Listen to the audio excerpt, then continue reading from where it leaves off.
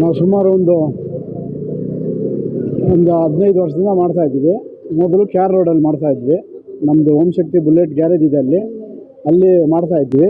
ಆಮೇಲೆ ಇಲ್ಲಿ office open ಮಾಡಿದ್ಮೇಲೆ ಗ್ರೂಪ್ ಎಂಟರ್ಪ್ರೈಸಸ್ ಅಂತ ಹೇಳ್ಬಿಟ್ಟು ಒಂದು ಆಫೀಸ್ ಓಪನ್ ಮಾಡಿದ್ವಿ. 5 ವರ್ಷದಿಂದ ಸತತವಾಗಿ ಅಂತ ಫೈನಾನ್ಸ್ ಅಂತ ಆಫೀಸ್ ಓಪನ್ ಮಾಡಿದ್ವಿ ಇಲ್ಲಿ 24th A ಕ್ರಾಸಲ್ಲಿ. ನಮ್ಮ ಹೆಸರು ರಾಮಮೂರ್ತಿ ಅಂತ.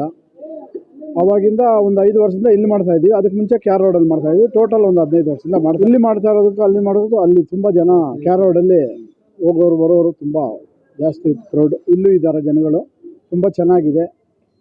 ಇವತ್ತೊಂದು ನಮ್ಮ ಶ್ರೀರಾಮನವಮಿ ಎಲ್ಲ ಕಡೆ ಟೋಟಲಾಗಿ ಎಲ್ಲ ಕಡೆ ಸಖತ್ತಾಗಿ ಮಾಡ್ತಾಯಿದ್ದಾರೆ. ನಾವು ಅದ್ರ ನೇತೃತ್ವದಲ್ಲಿ ಮಾಡ್ತಾಯಿದ್ದೀವಿ.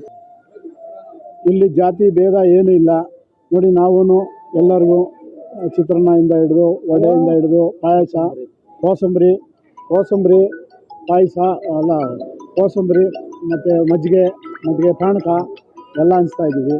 ಎಲ್ಲರೂ ಬರ್ತಾಯಿದ್ದಾರೆ, ಭಕ್ತಾದಿಗಳು ಎಲ್ಲರೂ ತಗೊತಾ ಇದ್ದೀವಿ. ಎಂಟರ್ಪ್ರೈಸಸ್ ಫೈನಾನ್ಸಿಂದ ಮಾಡ್ತಾ ಇರೋದು. ಟೋಟಲಿ ನಾವು 5 ಜನ ಪಾರ್ಟ್ನರ್ಶಿಪ್ಪಲ್ಲಿ ಇರೋದು.